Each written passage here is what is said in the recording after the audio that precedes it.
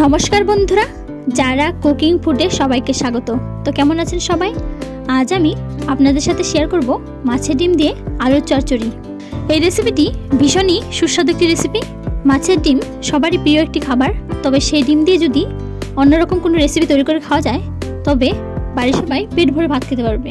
তাই আমি মাছের ডিম দিয়ে আলু দিয়ে নতুন একটি রেসিপি শেয়ার করে দেখাবো। আশা করছি রেসিপিটি ভীষণই ভালো লাগবে।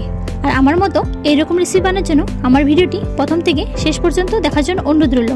আমার চ্যানেলে নতুন কোনো বন্ধু থাকলে অবশ্যই আমার চ্যানেলটি সাবস্ক্রাইব করে দেওয়ার জন্য অনুরোধ রইল।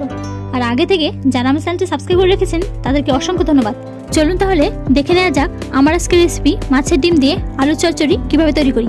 মাছের ডিম দিয়ে আলুর চচ্চড়ি বানানোর জন্য আমি এখানে নিয়েছি আমেরিকান রুই মাছের ডিম। মাছের ডিম পরিষ্কার করে ধুয়ে নিয়েছি। আর আমি এখানে নিয়েছি নতুন আলু। আলুগুলোকে কুচি করে কেটে পরিষ্কার করে ধুয়ে নিয়েছি।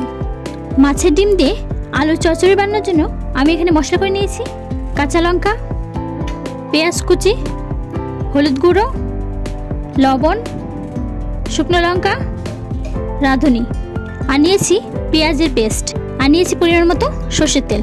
প্রথমে আমি মাছের ডিমগুলোকে হলুদ লবণ তেল দিয়ে মাখিয়ে নেব ভেজে নেওয়ার জন্য।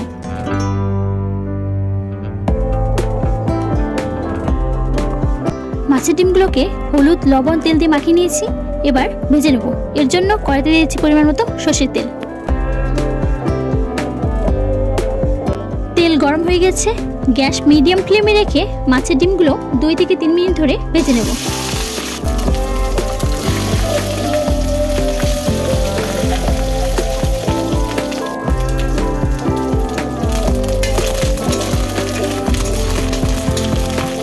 মাছের ডিমগুলো 2 থেকে 3 মিনিট ধরে ভেজে নিয়েছি, এবার নামিয়ে নেব।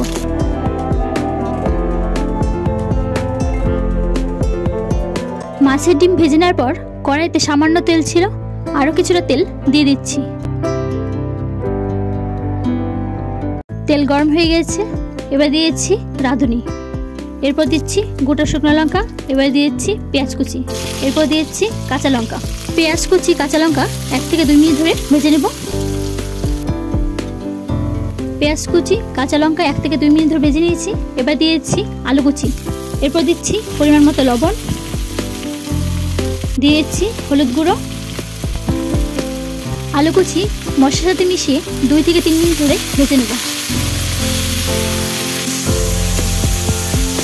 আলু কুচি মশলার সাথে মিশিয়ে 2 থেকে 3 মিনিট ধরে ভেজে নিয়েছি, এবার দিচ্ছি সামান্য পরিমাণ জল সেদ্ধ হওয়ার জন্য।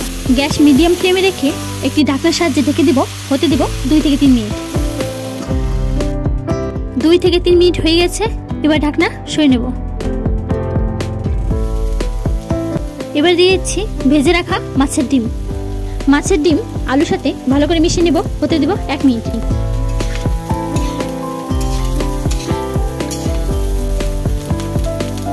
1 মিনিট হয়ে গেছে, দিয়েছি পেঁয়াজের পেস্ট।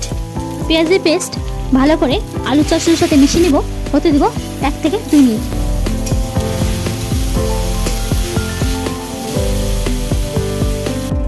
2 মিনিট হয়ে গেছে, মাছের ডিম দিয়ে আলু চচ্চড়ি রেডি, এবার নামিয়ে নেব।